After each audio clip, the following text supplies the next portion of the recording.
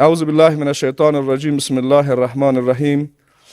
الحمد لله والصلاة والسلام على رسول الله و علی آله و اصحابه و سلم. الله متعال سپاس میگیم که باز هم برای ما شما توفیق داد که برای توضیح و فهم شریعت الله متعال اینجا جمع بشیم و از الله استدعا داریم که نیتهای ما شما را خالصانه بگردانه. بحثی را که ما شما در هفته قبلی یک دو سه عنوانش خواندیم، بحث اصول فکری نظام سیاسی اسلام بود. از اینا بخش اولش که حاکمیت شریعت بود را هم خواندیم، دوم شورای بودن نظام سیاسی اسلام بود را خواندیم، انتخابی بودن هم میخوانیم.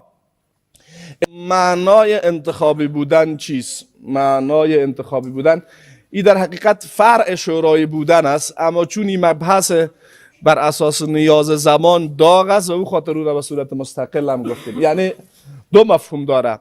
یکی بحث شورای بودن است که در عموم مفاهیم نظام سیاسی اسلام به اصطلاح مد نظر گرفته میشه، یعنی ای که در هر مورد از مواردی که نص صریح وجود نداره، دقت کردین، یا در کلیتش نص است، در زمینه های تطبیقیش به اصطلاح بستگی به تشخیص و مصلحت امام مسلمان ها هست، ده ای تو یک حالت بر اساس چی کار پیش میره؟ بر اساس شورا. مثلا جهاد یک فریضه الهی است، اما در کجا سر کی باید این کار شوه؟ در این مورد که کدام آیت خاصی الله متعال نازل نکرده که حتما شما باید برید که فلانی طایفه در فلان جای جنگ کنین. این تو آیت ما داریم؟ نداریم. این بستگی به چی داره؟ و تشخیص زمامدار مسلمان ها داره که آیا من در اینجا که فلانی نفر جنگ میکنم به خیر مسلمان هاست یا صلح کنم به خیر مسلمان هاست.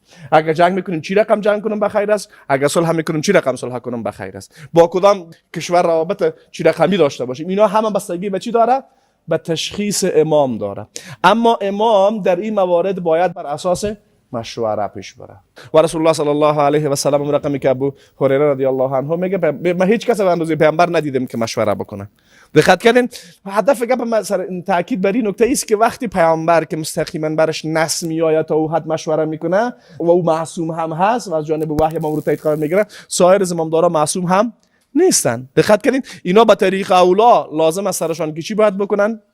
مشوره باید بکنن. البته یک امر اختلافی هست که اگر گاه وقتا اختلاف بین شورا و بین امام ایجاد میشه، امام یک نظر داره، شورا دیگر نظر داره، چی باید بکنن؟ بعضی از علما میگن که برای شورا عمل شود، چون معنای شورا هم است و امام به عنوان یک فردی از افراد شورا هست، در اینی جا بر رأی اکثریت باید عمل شود. بعضی ها میگن نه، باید بر اساس رأی امام عمل شود. دلیل گپش که میگن بر اساس رأی امام عمل شود هم است که رأی مسئول عمل کرده خود است و چطور ما یک شخص به چیز مسئول بدانیم در حالی که رأی از او موافق از او نباشه. یعنی خود نظر امام به این مورد نیست، شورا گفته باید این کارا بکنه، اما مسئولیت باز به گردن کی مفته؟ به گردن امام مفته. اما پاسخ به این گپی است که شورا هم در اون حالت مسئول هست. یک گپ دیگه است که رسول الله صلی الله علیه و سلم گاهی وقتا از رأی خود در مقابل رأی شورا تیر شده. دقت کردید؟ یعنی وقتی پیامبری کار کرده دیگران باید به طریق اولای کار را بکنن و دلیلش هم که رسول الله صلی الله علیه و سلم وقتی در غزوه احد مشوره گرفت که آیا ما در مدینه باقی بمانیم و از مدینه دفاع بکنیم یا بیرون بریم. رأی خود پیامبر چی بود؟ گفت در مدینه بمانیم. رأی یک دی از جوانا خصوصا مردمای حماسی بود که نه یا رسول الله به غیرتیست ما چی میکنیم؟ ما برای ما شما گفت خوب پیامبر میبریم. حتی وقتی رسول الله صلی الله علیه و تصمیم گرفت زره خود پوشید، یک دی آمدن پس گفتن والا ما خلاف نظر پیامبر نظر دادیم، می خوب نیست میریم میگیم خیر یا رسول الله گپ تو رو میکنیم. پس من گفتم یا رسول الله گپ تو سید پیامبر گفت نه، وقتی که دیگه ما زره رو پوشیدیم تا که به جهاد نرفتیم پس برنامه. دقت کردید؟ خب یک امر اجتهادی اختلافی است. مثلا یک نظام میتونه یکی از این آرا را ترجیح بده برای خودش، اینا ما الزام کردن نمیتونه. مثلا یک نظام اسلامی ایجاد میشه، یکی از این دو قول چی میکنه؟ ترجیح میده برای خود قانونی میسازه. مثلا قانون میسازه که در موارد اختلافی رأی زمامدار میگیریم یا رأی کی رو میگیریم؟ شورا رو میگیریم. یا حتی موارد میشه که گاهی برای امام عمل شود، گاهی برای چی عمل شود؟ برای شورا عمل شود. هدف گپ میست که این مفاهیم اختلافی دایره چی را دارن؟ دایره کلانتر و وسیع‌تر را دارن. و منظور ما از انتخابی بودن اینجا انتخاب زعیم مسلمان ها هست. انتخاب کی هست؟ زعیم مسلمان هست. ما در هفته قبلی مختصرا اشاره کرده بودم که الله متعال وقتی در قرآن کریم میگه ان الله یأمرکم ان تؤدوا الامانات الی اهلها و اذا حکمتم بین الناس ان تحکموا بالعدل. مراد از امانت در این آیت بر اساس سیاق آیت و بر اساس حدیث دیگه که رسول الله صلی الله علیه و سلم میفرماید که اذا ضیعت الامانه فانتظروا الساعه، وقتی امانت ضایع شما منتظر قیامت باشین. بعد صحابه میگن و کیف اضاعتها یا رسول الله، امانت چه رقم ضایع میشه؟ مثلا میگه اذا وصل الامر الى غیره اهله. پس امر در اینجا ان الله یأمرکم ان تؤدوا الامانات الى اهلها، امانت در اینجا به معنای چیست؟ به معنای زمام داره و سیاق آیات هم بر از این دلالت داره. خطاب آیات و احادیث برای کی هست؟ برای عموم امت، مگری که دلیل خاصی آمده باشه و یک حکم اختصاص بده به کی؟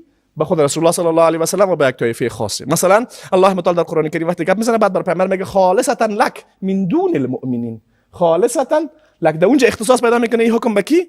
به رسول الله صلی الله علیه و سلم. و به می خاطر حتی در دیگه آیات علما میگن که وقتی خطاب بر خود پیامبر باشه مرادش کل امت است. یا ایها النبی قل لازواجک و بناتک و نساء المؤمنین یدنین علیهن من جلابیبهن. این تنها حکم ایجاب تنها پیامبر باید بگه یا ما هم باید بگیم، گرچه خطاب آیات چیست؟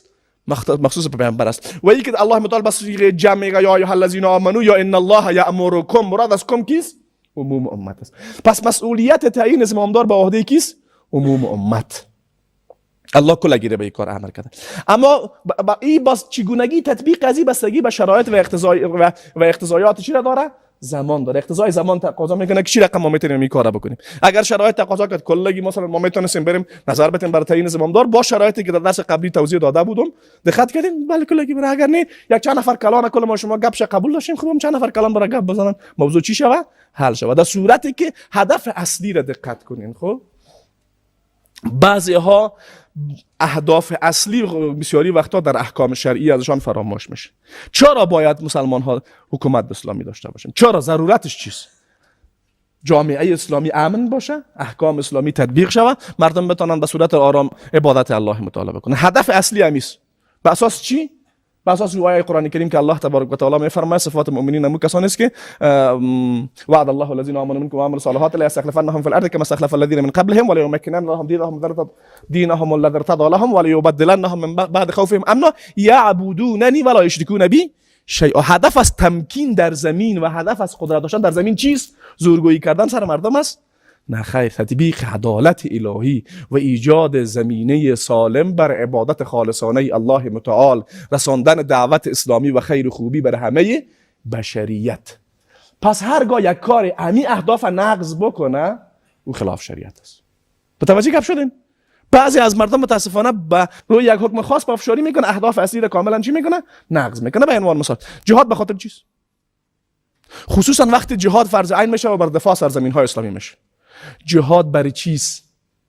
و ما لكم لا تقاتلون فی سبیل الله والمستضعفین من الرجال والنساء والولدان الذین، تا آخر آیت. نه برای دفاع از مستضعفین است. حالا یک نفر که جهاد میکنه دفاع از مستضعفین در جاش مونه، ای اول مستضعفین رو میزنه. این کار واقعا همون چیزی است که الله میخواد؟ دقت کردین گپ مرا؟ بعضی ها کلیت گپ میگیرن بعد هدف اصلی و حکم چی میکنن؟ فراموش میکنن. واقعیت قضیه همینطور است یا نیست؟ ما یک اجازه رو براتون میتونم در مورد گپای من هر کسی هر نوع اعتراض داشت صراحتا میتونه بگه. فهمیدین؟ من خفه نمیشم، بعدم هم نمیاد. اگر نمیفهمیدم میگم نمیفهم. دقت کردین گپ مرا؟ چرا ما حکومت اسلامی باید داشته باشیم؟ این سوال اصلی است که باید یک نفر پرسان بکنه در باب نظام سیاسی. چرا باید حکومت داشته باشیم؟ به خاطر اینکه جامعه امن باشه. امن بودن جامعه یکی از اهداف اساسی دولت. اهداف شما باز میخوانید. عدالت تطبیق شود. دقت کردین؟ عبادت الله کرده شود. دعوت اسلامی رسانده شود و موارد از این قبیل. پس او کارایی که اینی اهداف اصلی را از ما بگیره. بودن دولت اسلامی دیگه باز چی معنا داره؟ اسلامی بودن و غیر اسلامی بودن یک دولت باز در اون حالت دیگه معنا پیدا نمیکنه. دقت کردین؟ پس خیلی ها زورک میزنه دولت اسلامی باید به خلافت اسلامی. خیلی خوب باید بیاد. بله باید بیاد. چرا باید بیاد؟ تو که ادعای میره داری همین کارا رو کردی؟ واقعا عدالت آوردی؟ واقعا برای مردم امن را آوردی؟ واقعا برای مردم زمینه عبادت خالصانه الله را مساعد کردی؟ اگر کردی خیر میبینی، اگر نکردی چی فرق میکنه بین نام دولت تو که پسوند و پیشوند اسلامی داشته باشه و با یک دولت دیگه یکی را نداشته باشه؟ کارت یکی باشه که از. دقت کردین؟ اینا موارد اساسی است که متاسفانه خیلی ها ازشان فراموش میشه. نکته دیگه، نظارت بر دولت و محاسبه مسئولین. عقیده اسلامی است که بغیر از پیامبر کسی دیگه معصوم نیست، باید مورد محاسبه قرار بگیره. زمامداران حکومت اسلامی ولو خلفای راشدین باشن که خلافتشان اصل مشروعیت خلافت خود از پیامبر گرفته باشن، باز هم آیا از مؤاخذه و سوال پرسی مسلمان ها مبرا هستند؟ نه خیر. همه یک فرد عادی مسلمان حق دارد در مقابل عملکرد زمامدار مسلمان با صراحیت و با جدیت قاطع استادگی بکنه و سخن حق بگه. ما نمونه های بسیار واضح از این در باب خلافت راشدین داریم. یک نکته دیگر هم در اینجا میخوایم توضیح بدم. رسول الله صلی الله علیه و سلم در حدیث میفرماید: و علیکم بسنتی و سنت الخلفاء الراشدین المهدیین من بعدی عضوا علیها بالنواجذ. گرچه این حدیث رسول الله صلی الله علیه و سلم عام است، این از بعد سنت ما و سنت خلفای راشدین چی بکنین؟ پیروی بکنین. دقت کردین؟ اما بیشترین مصداق اصلی تطبیق این حدیث در زمینه های سیاسی است. چرا؟ به خاطری که دین در سایر ابعاد در زمانی که تکمیل شد، شخص پیامبر صلی الله علیه و سلم. خلفای راشدین یک حکم جدید ایجاد کردن میتونن؟ پس خلفای راشدین در دو زمینه به ما الگو هستند بعد از پیامبر: در زمینه های تطبیقی احکام موجود شریعت، دوم در زمینه های اجرایی و عملی حکومت اسلامی در او اموری که در زمان پیامبر صلی الله علیه و سلم واقع نشده بود. چرا پیامبر صلی الله علیه و سلم بعد از خودش هم برای ما الگوهای را ذکر میکنه؟ چون مسائل سیاسی اسلامی بگونه است که بعضی از حالات ازی در مقابل پیامبر ابعاد اجرایی پیدا کردن نمیتونه. چه رقم ابعاد اجرایی پیدا کردن نمیتونه؟ مثلا پیامبر در کنار ازی که پیامبر از امامدار مسلمان هم هست، حالا چون پیامبر معصوم است در عملکردهای خود خطا نمیکنه، کسی حق اعتراض او را نداره. اما آیا هر کسی که بعد از پیامبر معصوم میشه؟ اینا چطور شود؟ دقت کردید؟ میفهمید که من چی میگم؟ نه؟ اگر ما بگیم که خب پیامبر صلی الله علیه و سلم زمامدار مسلمان است، اگر پیامبر زمامدار مسلمان است، در کنار از این بود پیامبر بودنش فراموش بکنیم، یک نفر به اعتراض بکنه، مثل که امو کلان خوارج آمد گفت ای عدل یا محمد، عدالت که محمد، ما اگه عدالت نکنم چی کسی دیگه در زمین عدالت خواهد کرد؟ و پس پیامبر عدالت نقض میشه؟ تصور نقض عدالت از پیامبر نیست، اما همه زمامدارا بعد از او همین رقم میان؟ نه. خب چطور باید شود؟ پیامبر صلی الله علیه و سلم حداقل 4 نفر برای ما چی معرفی میکنه؟ نمونه معرفی میکنه. در مقابل از اونها اعتراض کرده میتونیم. اونا چرا اعتراض کرده میتونیم؟ چون تنها صفت رهبری را دارن، صفت نبوت ندارن. او صفت نبوت در پیامبر صلی الله علیه و سلم بود که زمینی اعتراض برای ما نمیداد. حالا اگر یک نفر بیا بگه خب کس پیامبر صلی الله بود که در مقابل از اعتراض کرده میتونه در مورد ما اعتراض نکنین، این گپش درست است؟ نه. و بعد از عملکرد عملی خلفای راشدین در سایر زمینه ها، یک مورد بسیار واضح را برای ما امیر نشان میده که خلفای راشدین برای مردم چی میدادن؟ نه تنهایی که اجازه میدادن مردم در عملکردهایشان اعتراض بکنه، بلکه امر میکردن و تشویق میکردن. دقت کنید خلفای راشدین برای ما شما مشهور است عملکردهای از اونها. عمر رضی الله عنه در رأس ای امر قرار داشت. دقت کنید. یک گپ دوم، مخالفت با پیامبر یا کفر است یا حداقلش نفاق است، اما مخالفت با زمامدار کفر و نفاق است؟ نه. دقت کردین؟ شما ببینید اگر یک نفر در مقابل امر پیامبر مخالفت بکنه، حداقلش چیزی که نفاق است. مثل دیگه عمل کرد ابو عبدالله ابن ابی و پیروان از زمان پیامبر صلی الله علیه و سلم. اما اگر کسی بعد از اون مخالفت بکنه چی؟ حالا در اینی زمینه ما چی باید بکنیم؟ یک سخن بسیار جالب را من یک بار از ابوالحسن ندوی مطالعه کردم، گپ جالبی بود. او میگه بعضی‌ها سوال میکنند، از ذهنشون سوال میشه که مثلا وقتی پیامبر صلی الله علیه و سلم گفته دوران خلفای راشدین برای شما الگوچی، دوران خلفای راشدین که میبینیم ظاهرا گردودی زیاد داره، خصوصا دوران خلافت عثمان و علی رضی الله عنه. این چی رقم جنگای داخلی هزاران نفر از طرف کشته شده، این چی رقم میتونه الگو باشه به ما؟ چی کسی میتونه بگه حقیقتا با وجود اون وضعیت ناگواری که در دوران خلافت عثمان رضی الله عنه و علی رضی الله عنه واقع شد، بازم اینا به ما الگوست و این الگو رو شریعت تعیین کرده. ابوالعلا مودودی الله متعال همه علمای بزرگ ما را رحمت کنه، کسی است که در باب مسائل سیاسی اسلامی خیلی پافشاری کرده، یک پافشاری کرده که گاهی وقتا هم هدف فراموش شده. مثلا ما پیشتر آیت خواندم نه الذين مكناهم في الارض اقاموا الصلاه و اتوا الزکات و امر بالمعروف و نهی عن المنکر. الله متعال میگه به کسانی که ما در زمین تمکین میتیم چی میکنن؟ نماز میخوانن، زکات میتن و امر معروف میکنن، یعنی احکام تطبیق میکنن. امام مودودی به حد دری با بس پیشش کمکی میشه بگیم اهداف و وسایل به هم خورده که میگه حتی همین نماز خواندن هم یک تمرین است برای آوردن حکومت، در حالی که نه، حکومت وسیله است بر عبادت الله متعال که نماز خواندن میشه. دقت کنین. و ابوالحسن ندوی هم دیدگاه را خوب نقد میکنه، مقاله مختصری داره به نام تفسیر سیاسی اسلام و نقد دیدگاه مودودی نوشته کرده، منصفانه خوب نقد میکنه. میگه وجود مودودی ثابت یک چیز میگم، ندوی خوب توضیح میده، گرچه ندوی از مردمای صوفی مشرب است و مودودی از جمله کسانی است که خیلی در مفاهیم سیاسی ترکیز کرده، اما در اینجا از پیش چی شده؟ اهداف با وسایل خلط شده. حکومت هدف نیست. حکومت چیست؟ وسیله. برای چی؟ برای عبادت الله. الله ما رو برای عبادت خلق کرده. او اینمی وسیله رو به حد کلان کرده که میگه عبادت ها به خاطر از که ما حکومت بسازیم.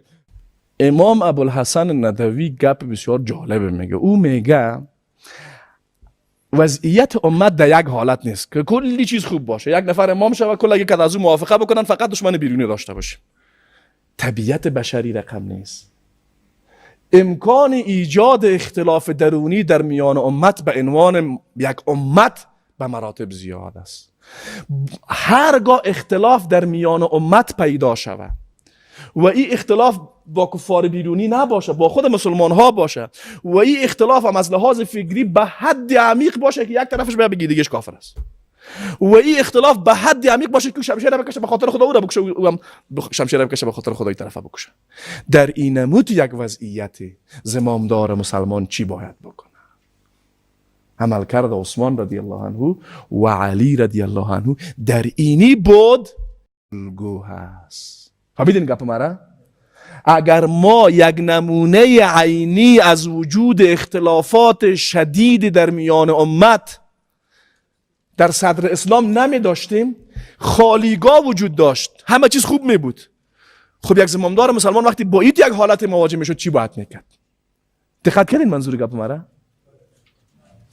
به همین خاطر من بسیاری وقتا میگم خیلی از مواردی که یک عده از اسلام ستیزا میکارن میکنن و در ذهن یک عده از مسلمان ها هم هست، بعضی از مفاهیم در ذهنشان هست که به نظرش میاد که این نقطه یک نقطه چیست؟ منفی است. اونمون نقطه را اگر دقت بکنیم یک نقطه قوت است. وجود اختلافات داخلی در میان مسلمان ها در دوران خلافت خلفای راشدین یک امر ناگوار است. ناگوار است یا نه؟ اما برای ما یک درس بزرگ است تا آخر امت. بفهمین چی میگم نه؟ الگه من گفتین چی میخوام بگم با شما؟ و اگر این نمی بود یک زمامدار مسلمان برای چگونگی برخورد در اختلافات داخلی خود چی میداشت؟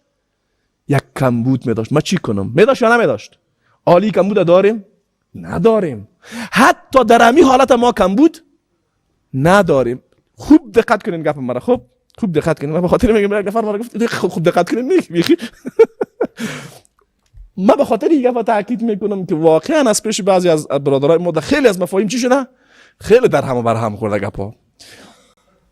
ما خورترک بودیم یک وسایل بازیگک بود، یک تصویر بود تو در هم و بر هم بود، تو با تو رو جور میکردین.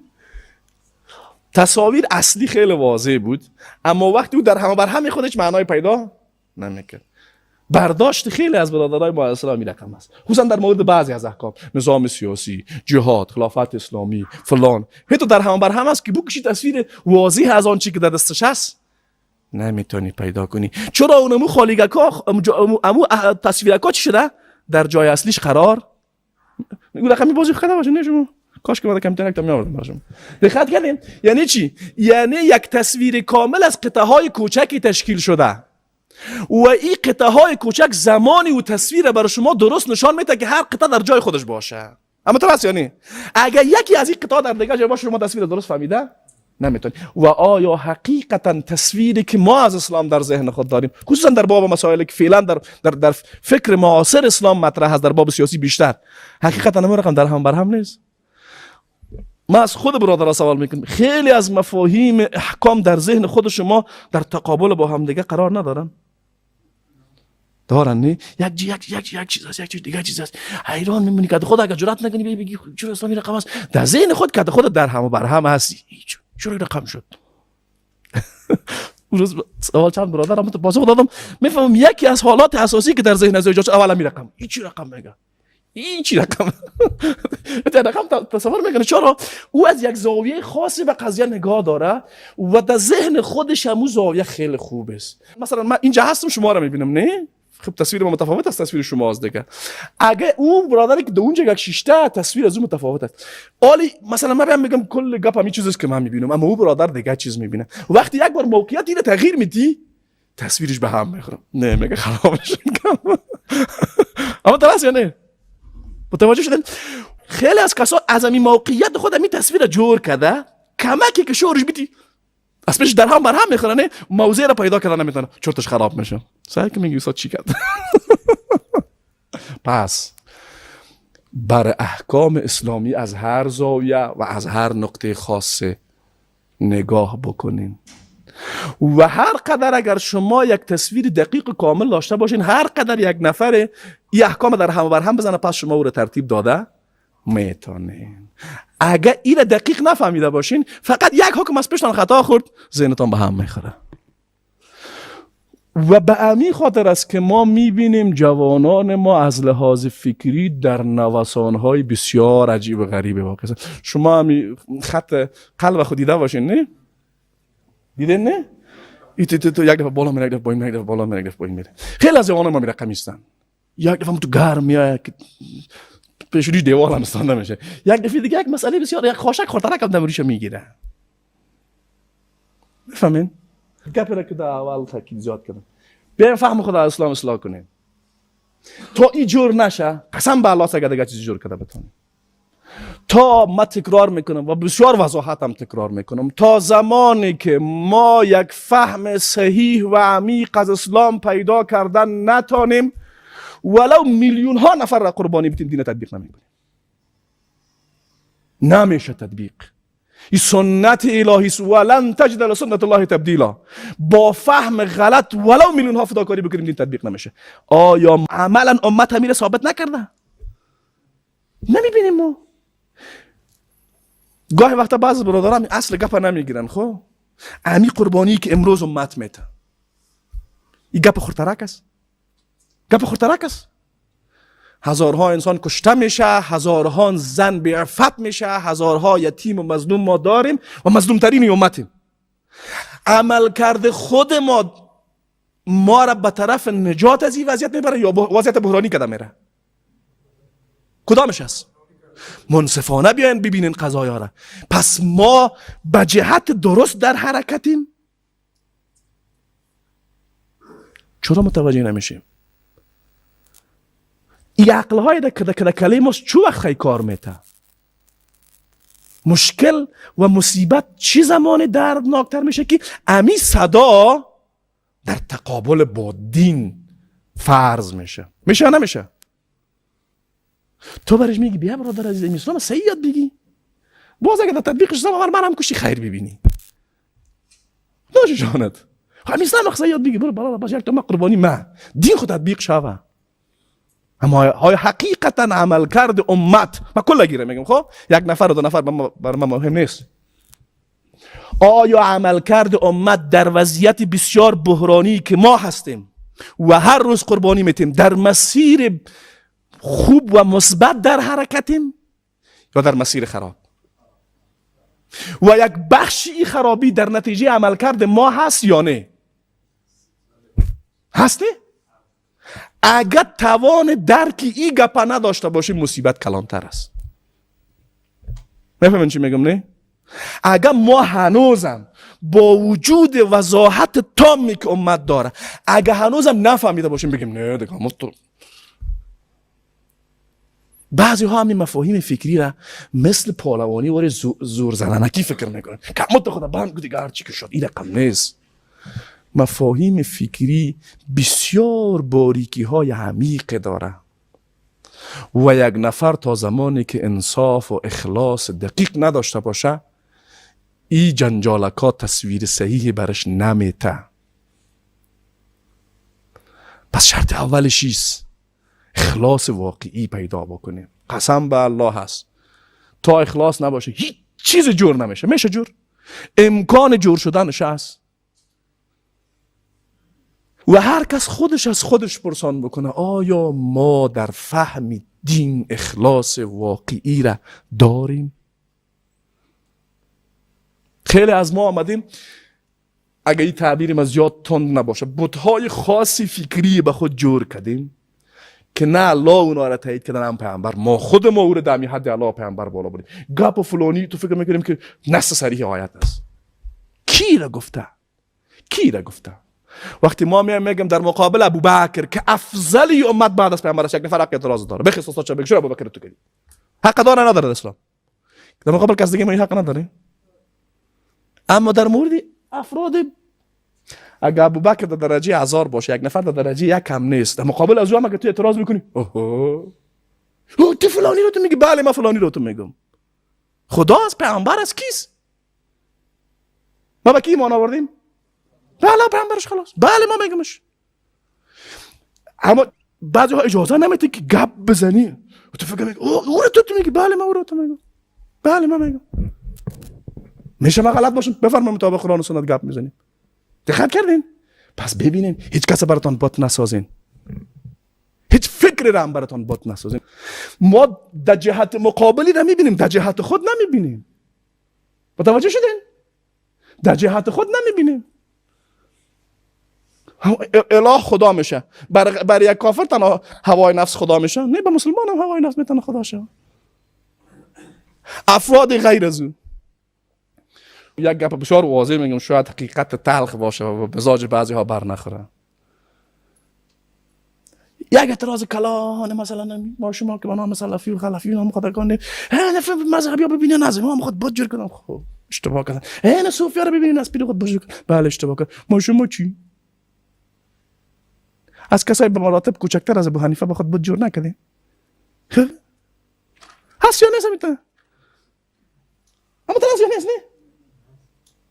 خیلی از کسایی سمیال باور بکنید به الله قسم من بی‌سوادم، مثلا خیلی بی‌سوادم در مفاهیم شریعت، سوگند خودم که نگی از باب شکست نفسی میگه.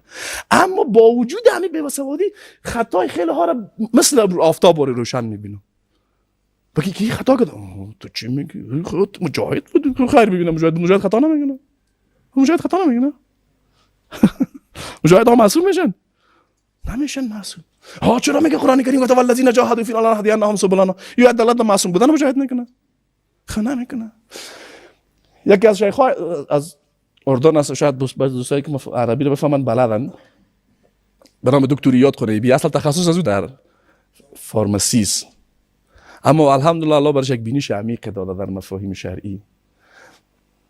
او گاهی وقتا از جمله به اصطلاح مردم، از جمله رهبرای فکری جریان سلفیت جهادی هم هست که تو آدم به اصطلاح مردم سوستا پست هم نیست که هر کس در بعضی مواردی در مورد مجاهدین اعتراض میکنه. بعد از یک کس میگه خودتون زیر ایر کندیشن شیشتین، ما رو زیر نفهم خون باره ها هر دقیقه خون میدیم، بازم شما آمدین ما دیگه به حق هستین یا شما؟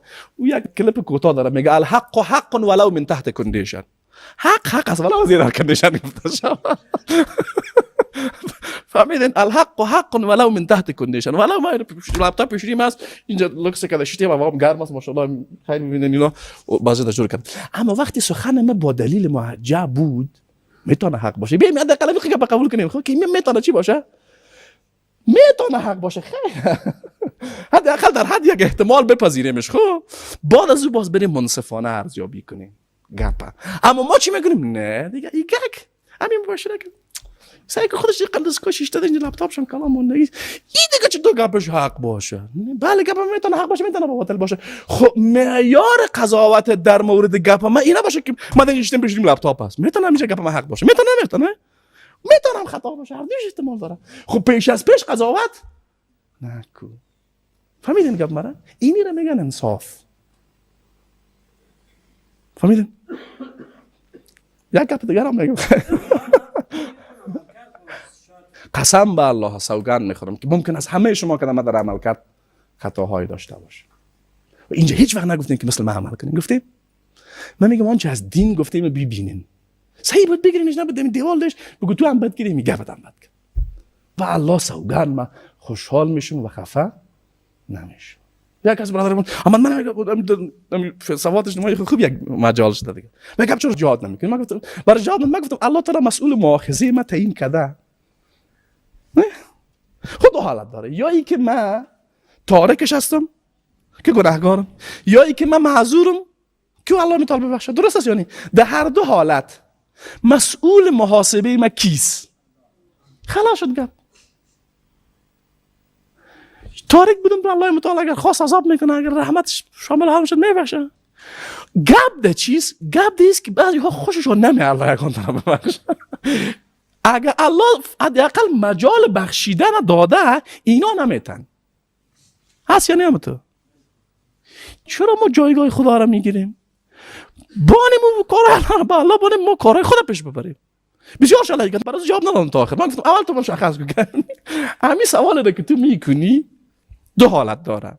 یا یک حکم شرعی رو نمیفهمی، یا ای که نه هدف نیست که بیای مرا بگی تو چرا تو هستی. نه اگه حکم شریعه نمیفهمم برات میگم میگم والا ما از جهاد ما برای نگفتم نه هرگز ما برای نیست، حکم برای همه است، استثنا نداره. اما منظور از رو میفهمیم دیگه، که منظور نیست که تو چرا خب ما نرفتیم. دو حالت دارم، یا معذورم یا معذور نیستم. در بدترین حالت چیز من تارکم، کافرم. تارک از حق قبضه ندارم. میگن حق ندارن اعتراض کنین. خیلی هم حق داریم اعتراض کنیم. این حق شریعت بر ما داده که اعتراض کنیم. اگر اعتراض ما به حق بود دیگران منصف باشن اعتراض ما رو بپذیرن، اگر نبود الله متعال خطای ما رو اصلاح کن. این که با پیچیدگی نداره نه، اما ذهن خیلی اجازه نمیدهش که اینا داخل ذهنش شوه. هم یک دیوال فولادی ایجاد کرده مثل چیز یا قاتلین فی سبیله که انهم بنیان مرصوص ایجاد کرده که همین فکر اجازه. اون روز یک برادر یک تصویر جالب نشر کرده صفحه خود، یک نفر چوب از طرفش دادن میگه گپ نزن، ما چوب هستم میگه فکر نکن. توجه شدن؟ او چوب هست میگه گپ نزن، اون میگه ما چیز گپ نزده میگه فکر نکو. پس اجازه ندین حق فکر کردن هم مردم از شما بگیره. این بالاترین درجه غلامی و بردگی فکری است، از پیش خیلی ها گرفته شده. نه اجازه فکر کردن نه، حتی خودش برای خودش نمیده. چرا به خودش نمیده؟ به خاطری که او قصری که در ذهن خود ایجاد کرده ایف مفکوره هایش بعضی خشتای از ایره مندازه، قصرش به هم میخوره، ایره نمیخواه به هم بخوره. پس فکر کنین، گپ هر کس بسنجید، گپ ما را در پایین ترین درجه از سنجش قرار بدین. اما حداقل یک کم تأمل بکنین. مؤمن صفتش همیست فبشر عبادی الذین یستمعون القول فیتبعون احسنه. نظارت بر دولت و محاسبه مسئولین از جمله اصول اساسی فکر سیاسی اسلام است و از این گپ هیچ کسی استثناء نیست به شمول خلفای راشدین.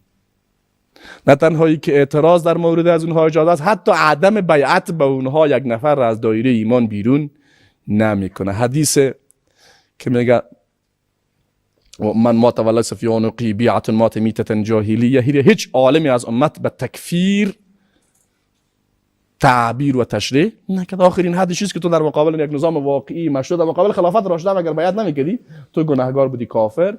نه. دوم، اعتراض در مورد زمامداران مسلمان. همین نکته رو میخوایم توضیح بدم. علی رضی الله عنه خلیفه کیست؟ خب جایگاه رو بفهمین باز دیگه گپارم. علی خلیفه راشده است، از عشره مبشره است، داماد پیامبر است، از اولین کسانی است که در اسلام آورده. فداکاریش رو هم کمتر کسی در میان امت داشته. کسانی میخزن میگن تو کافری. علی چی میکنه؟ بعضی ها دعوای خلافت راشدین دارن، تو را در یک کار مستحب هم کافر میگن، فرض هم گاهی کافر میگن، در حالی که علی خلیفه راشده هست خوارج میگه تو کافری. انصاف علی را در دو بود ببینین، یک بود فکری، دو بود عملی. از علی در مورد اینا پرسیده میشه. اونا چی کسانی هستند؟ اونا کسانی هستند که صراحتا حدیث پیامبر در موردشان آمده که پیامبر میگه از دین مبره مثل که تیر از کمان مبره. مصداق نصوص در زمان پیامبر و در زمان صحابه عینی است، در زمان ما شما چیست؟ اجتهادی. مصداق نصوص که در باب خوارج آمده در مورد خوارج زمان علی رضی الله عنه چی بود؟ عینی و قطعی بود. از علی پرسیده میشه که خوارج کافرن، علی چی میگه؟ اگر ما شما بودیم چی میگه؟ اینا بخی کافرن میگه. چرا حدیث هم دارن که پیامبر گفته از تیر از کمان برن، مثل که اینا از دین میبرن سگای جهنم، حتی برشان گفته شده. علی چی میگه؟ میگه اینا از دین فرار میکنن.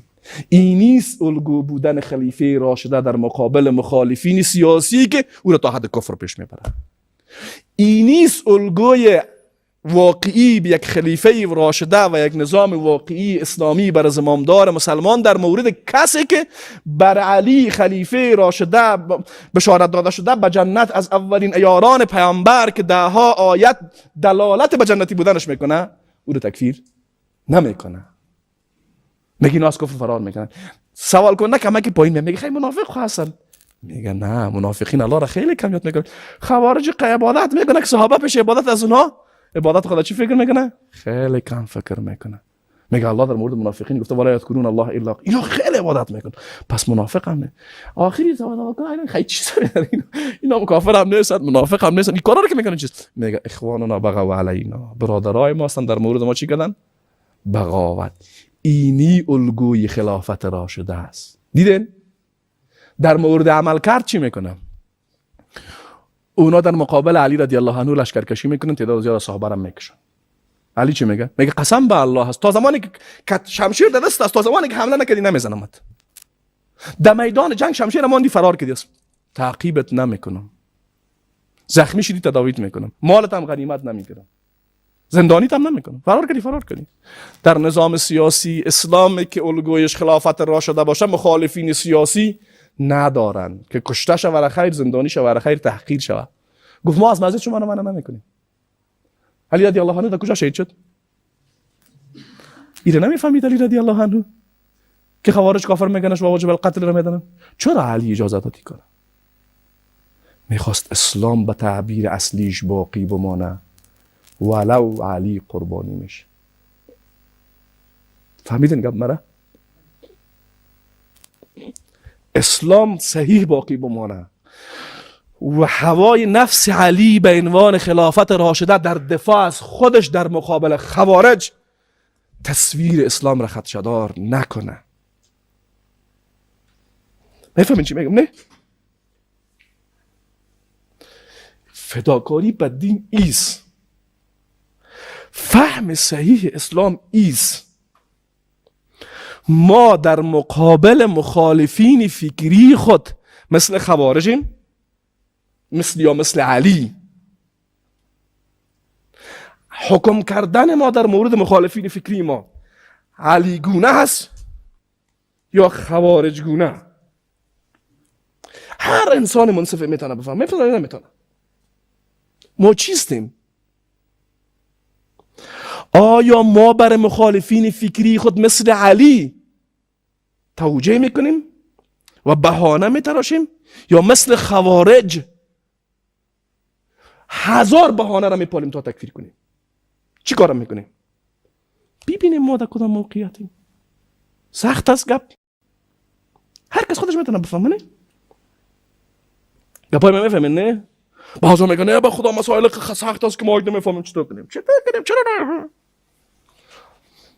سوال ما خوب دقت کنید، هر کس فکر بکنه میفهمه. ما در مورد مخالفین فکری خود برای حکم کردن در مورد مخالفین فکری خود خوارج گونه عمل میکنیم یا علی گونه؟ ساده است، هر کس خودش بفهمه. من نمیگم کی چی میکنه. و عمل کرد ما در مورد مخالفین ما از لحاظ سیاسی و فکری خوارج گونه هست یا علی گونه؟ انشاءالله کمت باشه. خیر باش. دولت خدمتگزار نه اقتدارگرا. نظام به صورت کلی، نظام سیاسی اسلام بالاترین تعریفش است که یک نهاد کاملا خدماتی است. کاملا چیز؟ خدماتی. خلیفه مسلمان ها شب روز هیچ وقت نداره. توی یک ضرورت داشته باشی باید بری برش بخی خلیفه اینی مشکل محل کن. رخصتی نداره از امامدار مسلمان. نظام اسلامی رخصتی نداره، شب و روز نداره، خود شخصا مکلف است. اسلامی رقم نظام داره. خب ما بارها تاکید کردیم قسم به الله هست اگر به کافر که اسلام را به عنوان یک دین قبول نداشته باشه نظام سیاسی اسلام را بشناسه، میگه من اسلام غرض نیست، خود نظام سیاسی میخوایم. اما آل مسلمانی که آماده است برای دفاع از دین کشته هم شود آماده نظام سیاسی اسلام قبول کنه است یا نه؟ متضاد بین مسلمان ها. چرا این خرابی رو کی کرده؟ ما کردیم. ما به نام اسلام و نظام اسلامی اوتی چیز آوردیم که همین خود ما مزور راضی نبودیم، چی رسه به مردم. همه ترس یا نه؟ و این مصیبت هم ما جور کردیم. تحملش باید کی بکنه؟ اسلام. اسلام تکت، اسلام تکت. کوش اگه فرد بگه احمد تکت، اگه فرد بگه محمد مباشر تکت، میگه بالا پس اسلام تکت. میکنه نمیکنه. پس خوب دقت کنین. در نظام اسلامی، در نظام سیاسی اسلام هیچ کسی در مقابل هیچ مسلمان و انسان دیگه حق هیچ روز یک گپ بعد گفتن حق نداره بگه خلیفه مسلمان ها باشه. همه روابطی که بین زمامدار و به اسلام آمر مأمور در نظام سیاسی اسلام از شریعت معین کنه. فهمیدین؟ این مجال نداره که من بیام تو بکنم. شما زندگی خلفای راشدین بخونین، خوب بخونین، دقیق بخونین، اونا نمونه های عملی از تطبیق اسلام زمان پیامبر زمان بعد از پیامبر. عمر رضی الله عنه احساس مسئولیتش برای یک گرسنه‌ای که در یک وادی بسیار دور افتاده هست خود مسئول احساس میکنه. زمامداران مسلمان به خاطر یک لباسی که خود عمر است پاسخ گوشن که لباسی که در جان تو هست اینی تکیش از کجا کردی؟ کسی به همین درست سلام علیکم بکنه واقعا چی میگه؟ مثلا یک نفر میگه چی؟ عمر پاسخ میده. پاسخگو بود. چرا عمر پاسخگو بود؟ گفتیم خوب دقت کنید.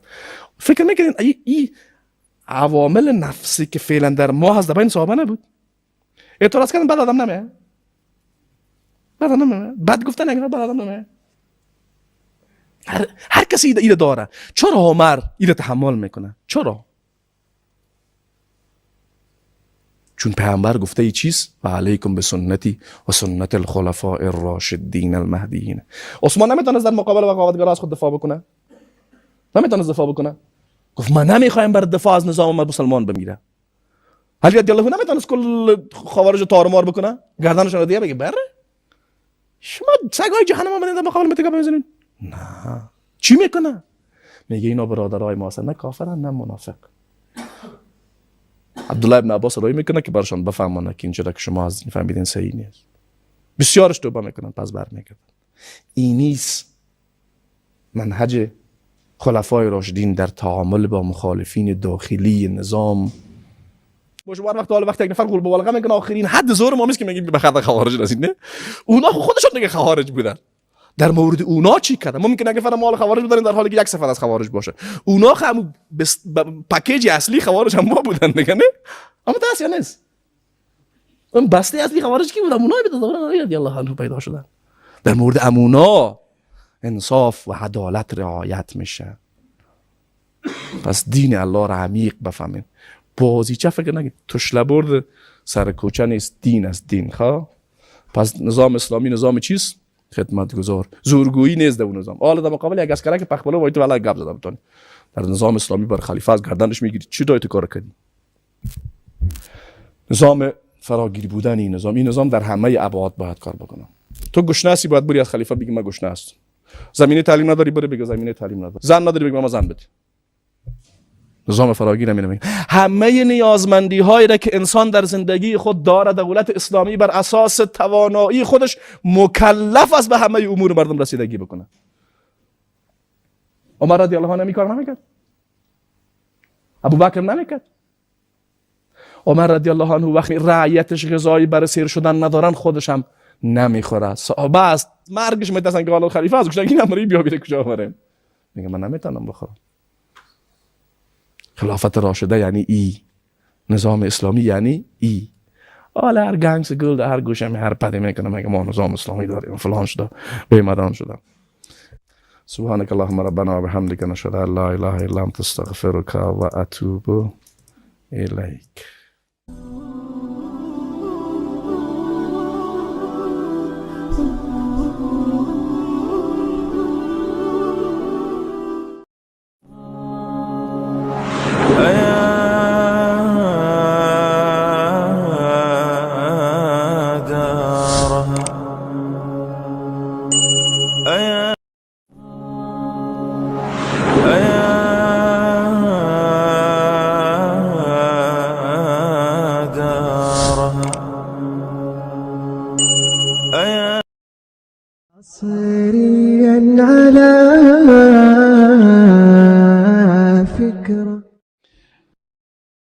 أعوذ بالله من الشيطان الرجيم بسم الله الرحمن الرحيم الحمد لله والصلاة والسلام على رسول الله و علی آله و اصحابه و سلم. الله متعال سپاس میگیم که باز هم برای ما شما توفیق داد که برای توضیح و فهم شریعت الله متعال اینجا جمع بشیم و از الله استدعا داریم که نیتهای ما شما را خالصانه بگردانه بحثی را که ما شما در هفته قبلی یک دو سه عنوانش خواندیم، بحث اصول فکری نظام سیاسی اسلام بود. از اینا بخش اولش که حاکمیت شریعت بود را هم خواندیم، دوم شورایی بودن نظام سیاسی اسلام بود را خواندیم، انتخابی بودن هم میخوانیم.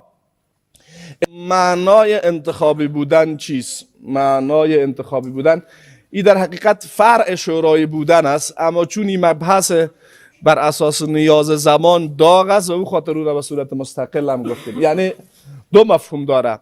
یکی بحث شورایی بودن است که در عموم مفاهیم نظام سیاسی اسلام به اصطلاح مد نظر گرفته میشه. یعنی ای که در هر مورد از مواردی که نص صریح وجود نداره، دقت کردین، یا در کلیتش نص است، در زمینه های تطبیقیش به اصطلاح بستگی به تشخیص و مصلحت امام مسلمان ها هست، ده ای تو یک حالت بر اساس چی کار پیش میره؟ بر اساس شورا. مثلا جهاد یک فریضه الهی است، اما در کجا سر کی باید این کار شوه؟ در این مورد که کدام آیت خاصی الله متعال نازل نکرده که حتما شما باید برید که فلانی طایفه در فلان جای جنگ کنین. این تو آیت ما داریم؟ نداریم. این بستگی به چی داره؟ به تشخیص زمامدار مسلمان ها داره که آیا من در اینجا که فلانی نفر جنگ میکنم به خیر مسلمان هاست یا صلح کنم به خیر مسلمان هاست. اگر جنگ میکنیم چی رقم جنگ کنم به خیر است، اگر صلح میکنیم چی رقم صلح کنم به خیر است، با کدام کشور روابط چی رقمی داشته باشیم. اینا همه بستگی به چی داره؟ به تشخیص امام داره. اما امام در این موارد باید بر اساس مشوره پیش بره. و رسول الله صلی الله علیه و سلم رقمی که ابو هریره رضی الله عنه میگه ما هیچ کس به اندازه پیامبر ندیدیم که مشوره بکنه. دقت کردین؟ هدف گپ ما تاکید بر این نکته است که وقتی پیامبر که مستقیما برش نص میآید تا او حد مشوره میکنه و او معصوم هم هست و از جانب وحی مورد تایید قرار میگیره، سایر زمامدارا معصوم هم نیستن. دقت کردین؟ اینا به طریق اولا لازم است سرشان که چی باید بکنن؟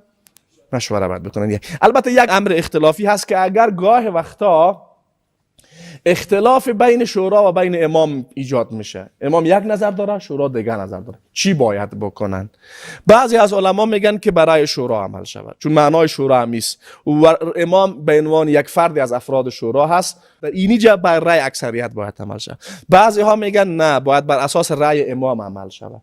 دلیل گپش که میگن بر اساس رأی امام عمل شود همیست که رأی مسئول عمل کرده خود است و چطور ما یک شخص به چیز مسئول بدانیم در حالی که رأی از او موافق از او نباشه. یعنی خود نظر امام به این مورد نیست، شورا گفته باید این کارا بکنه، اما مسئولیت باز به گردن کی مفته؟ به گردن امام مفته. اما پاسخ به این گپی است که شورا هم در اون حالت مسئول هست. یک گپ دیگه است که رسول الله صلی الله علیه و سلم گاهی وقتا از رأی خود در مقابل رأی شورا تیر شده.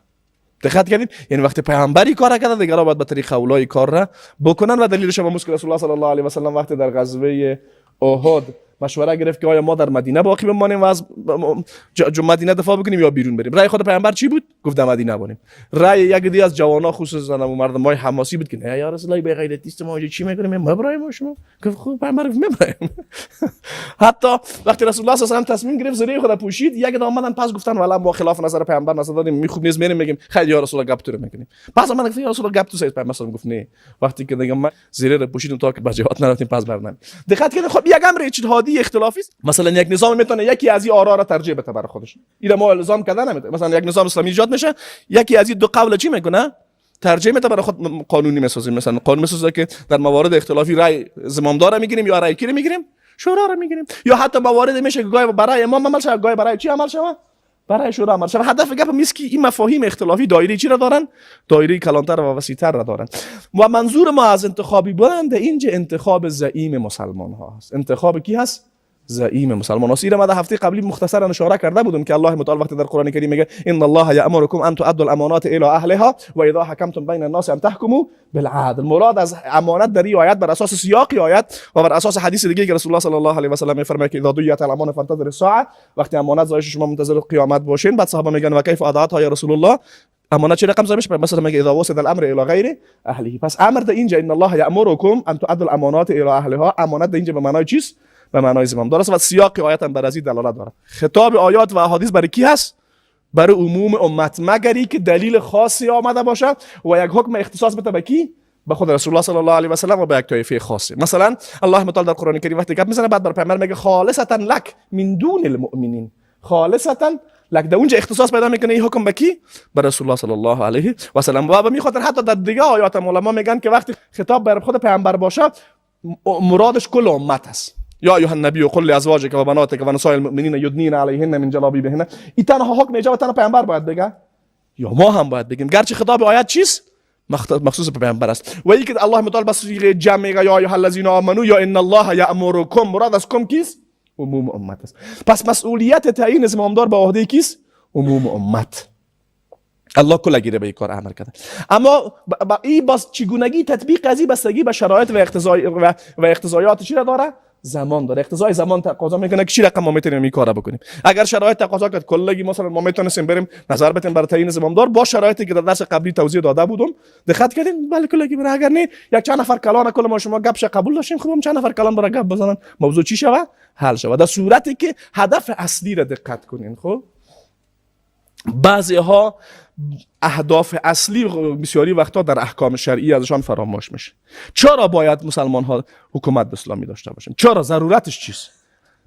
جامعه اسلامی امن باشه، احکام اسلامی تطبیق شود، مردم بتونن به صورت آرام عبادت الله متعال بکنن. هدف اصلی همیست. به اساس چی؟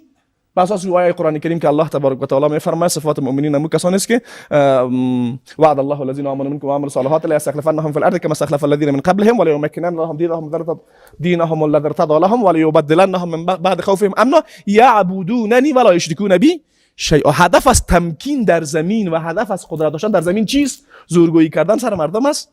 نه خیر، تطبیق عدالت الهی و ایجاد زمینه سالم بر عبادت خالصانه الله متعال، رساندن دعوت اسلامی و خیر و خوبی بر همه بشریت. پس هرگاه یک کار امی اهداف نقض بکنه او خلاف شریعت است. متوجه گپ شدین؟ بعضی از مردم متاسفانه به روی یک حکم خاص پافشاری میکنه، اهداف اصلی را کاملا چی میکنه؟ نقض میکنه. به عنوان مثال جهاد به خاطر چیست؟ خصوصا وقتی جهاد فرض عین میشه و بر دفاع سرزمین های اسلامی میشه. جهاد برای چیست؟